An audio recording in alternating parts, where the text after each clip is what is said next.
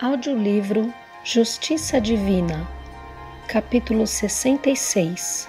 Sentenciados. Sentenciados, sim. A vida, porém, não nos suplicia pelo prazer de atormentar. À face de nossa destinação à suprema felicidade, todos estamos intimados ao bem, impelidos ao progresso, endereçados à educação e policiados pela justiça.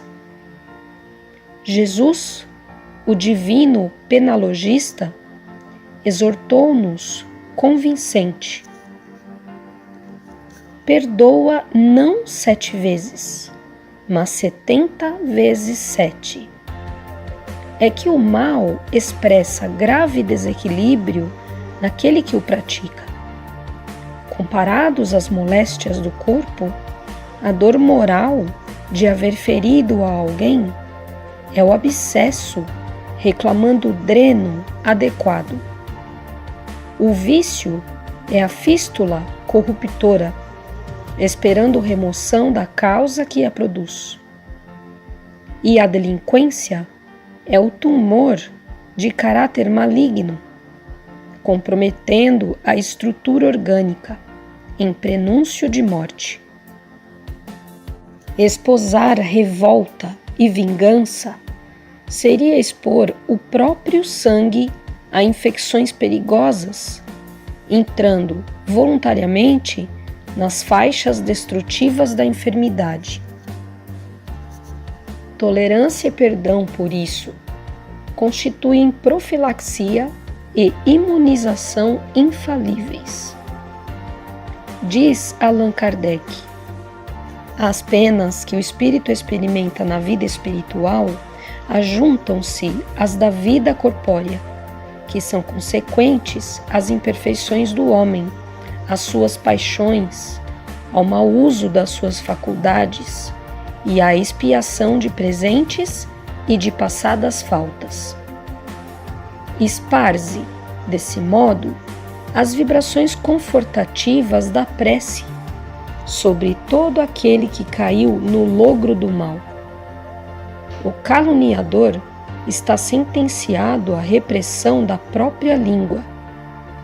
O desertor está sentenciado à frustração que marcou a si mesmo. O ingrato está sentenciado ao arrependimento tardio. O ofensor está sentenciado ao ferrete da consciência. O criminoso está sentenciado a carregar consigo o padecimento das próprias vítimas. Além disso, cada conta exige resgate proporcional aos débitos assumidos, com um remorso de quebra. Assim, pois, à frente do irmão que te golpeia, recolhe-te em silêncio e esquece todo o mal. Não precisas indicá-lo a esse ou aquele castigo perante a barra dos tribunais, porque o maior sistema de punição já está dentro dele.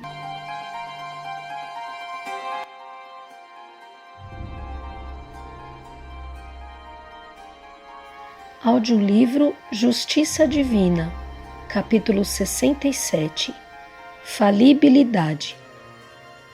Ante as devastações do mal, apoie o trabalho que objetive o retorno ao bem. Até que o espírito se integre no infinito amor e na sabedoria suprema, em círculos de manifestação que por agora nos escapam ao raciocínio, a falibilidade é compreensível no campo de cada um, tanto quanto o erro é natural no aprendiz, em experiência na escola. A educação não forma autômatos. A ordem universal não cria fantoches. Onde haja desastre, auxilia a restauração. Mobiliza as forças de que dispões, sanando os desequilíbrios, ao invés de consumir ação e verbo atitude e tempo, grafando o veneno, o label da censura. Anotaste lances calamitosos nos delitos que o tribunal terrestre não é capaz de prever ou de desagravar. Viste homens e mulheres cercados de apreço público aniquilarem existências preciosas, derramando o sangue de corações queridos em forma de lágrimas. Surpreendeste cidadãos abastados e aparentemente felizes que humilharam os próprios pais, reduzindo-os à extrema pobreza, ao preço de documentos espúrios. Assinalaste pessoas açucaradas e sorridentes que induziram outras ao suicídio e à criminalidade, sem que ninguém as detivesse. Identificaste os que abusaram do poder e do ouro, erguendo tronos sociais para si mesmos, à custa do pranto que fizeram correr, muitas vezes com o aplauso dos melhores amigos. E conheceste carrascos de olhos doces e palavras corretas que escamotearam a felicidade dos semelhantes, abrindo as portas do hospício ou da penitenciária para muitos daqueles que lhes confiaram os tesouros da convivência, sem que o mundo os incomodasse. Apesar disso, não necessitas enlamear-lhes o nome ou incendiar-lhes a senda. Todos eles voltarão ao quadro escuro das faltas cometidas, através de continuadas reencarnações, em dificuldades amargas, nos redutos da prova, a fim de lavarem a consciência. Se a maldade enodoa essa ou aquela situação, faze o melhor que possas para que a bondade venha a surgir. Segue entre os homens, abençoando e ajudando, ensinando e servindo. Todas as vítimas das trevas serão trazidas à luz, e todos os caídos serão levantados, ainda que para isso a esponja do sofrimento tenha de ser manejada pelos braços da vida, em milênios de luta.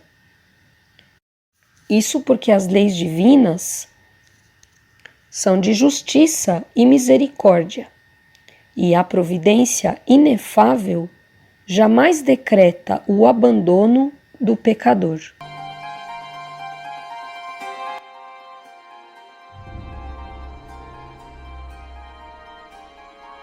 Audiolivro Justiça Divina, capítulo 68. Ante os espíritos puros. Mentalizas a natureza divina dos espíritos puros e queres partilhar-lhes o banquete de luz. Sonhas trajar-te de esplendor e esparzir sobre os homens os dons infinitos da bondade celeste. Entretanto, ai de nós! Espíritos vinculados ainda à Terra somos, por enquanto, consciências endividadas, a entrechocar-nos na sombra de débitos clamorosos, compelidos ao barro das próprias imperfeições. Apesar disso, porém, é possível começar desde logo a escalada ao fulgor dos cimos. Não podes hoje erguer as mãos, sustando o curso da tempestade. Contudo, guardas contigo os meios de asserenar a procela de dor que zurze o coração dos companheiros em sofrimento. É impossível, de um instante para outro, transmitir para o mundo as mensagens divinatórias das supremas revelações. No entanto, bastará leve esforço e acenderás o alfabeto em muitos cérebros que tateiam na noite da ignorância. Diligenciarias debalde, agora, materializar os entes sublimes da esfera superior ante os olhos terrestres. Todavia, nada te impede concretizar o caldo reconfortante para os doentes abandonados que esmorecem de fome. Na atualidade, resultaria infrutífero qualquer empreendimento da tua parte, no sentido de alimpar o próximo verminado de chagas, pronunciando simples ordem verbal. Contudo, ninguém te furta o ensejo de alentar-lhe a esperança ou lavar-lhe as feridas. Em vão buscarias à pressa renovar milagrosamente o ânimo envenenado de entidades embrutecidas, transformadas em obsessores intransigentes.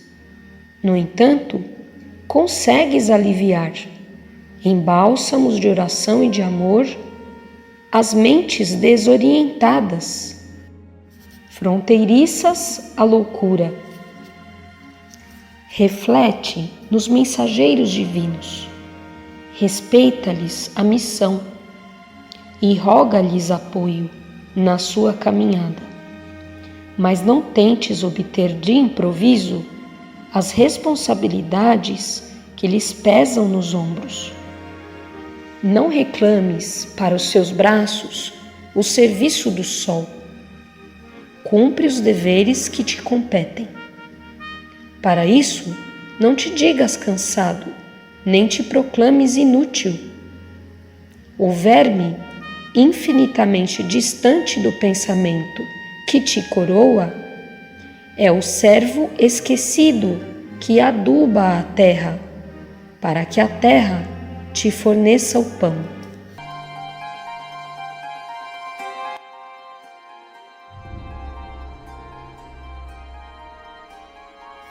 Audiolivro Justiça Divina, capítulo 69. Espíritos transviados.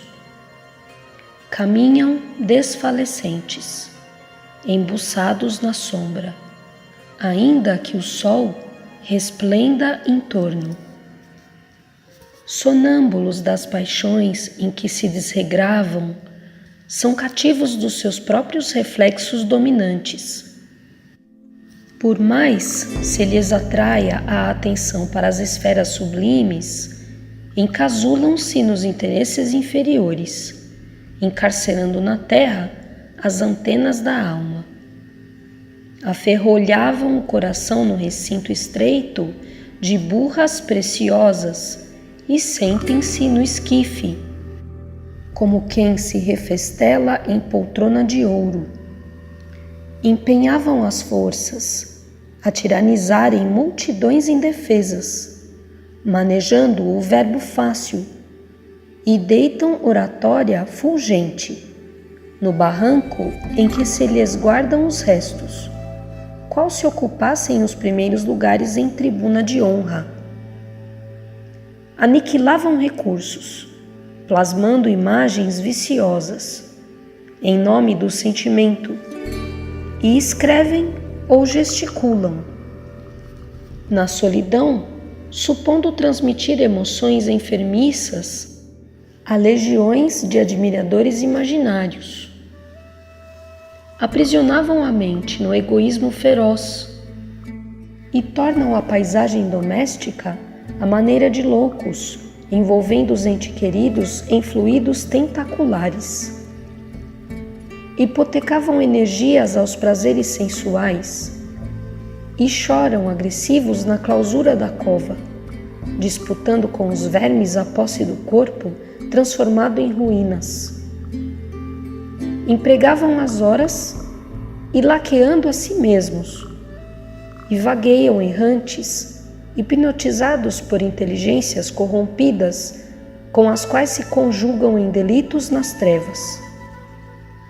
Não acredites, porém, sejam eles doentes sem esperança. O Criador não quer escravos na criação.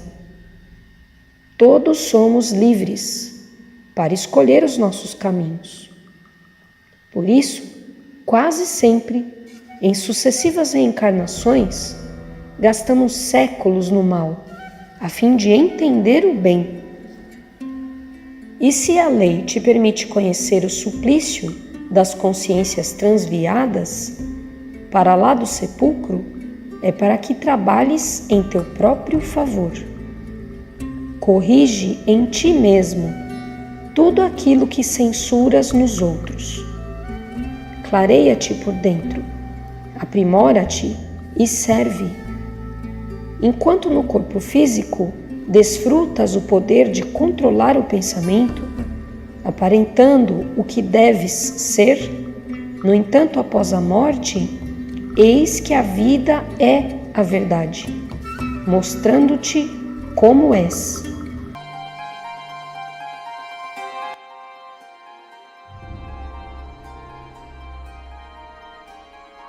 Audiolivro Justiça Divina, capítulo 70. No grande adeus. Cerraste os olhos dos entes amados, orvalhando-lhes o rosto inerte com as lágrimas que te corriam da ternura despedaçada. E inquiriste, sem palavras, para onde se dirigiam no grande silêncio. Disseste adeus, procurando debalde aquecer-lhes as mãos frias, desfalecentes nas tuas, e colaste neles o ouvido atento no peito hirto, indagando do coração prostrado a razão por que parou de bater. Entretanto, o vaso impassível nada pôde informar quanto à destinação do perfume. Ergue as antenas da prece no santuário da tua alma e perceberás o verbo inarticulado dos que partiram.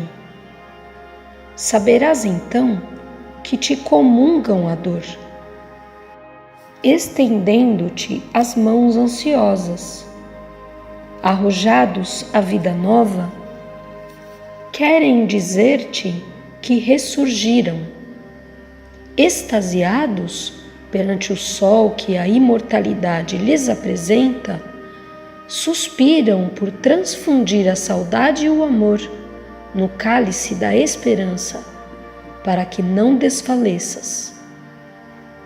Libertos do cárcere em que ainda te encontras, rogam-te paz e conformação, para que possam, enfim, demandar a renascente manhã que lhes acena dos cimos.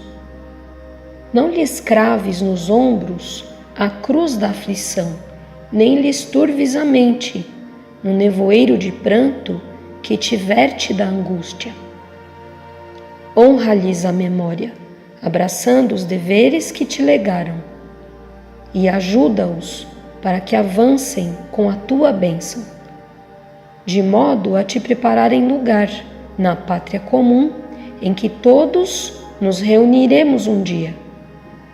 São agora companheiros que te pedem fidelidade e consolo para que te confortem, à maneira da árvore que solicita a rega da fonte, a fim de preservá-la contra a secura. Ante o fel da separação, trabalha com paciência e confia neles. E quando a agonia da suposta distância te constrinja os refolhos do espírito, deixa que eles próprios te falem ao pensamento, sob a luz da oração.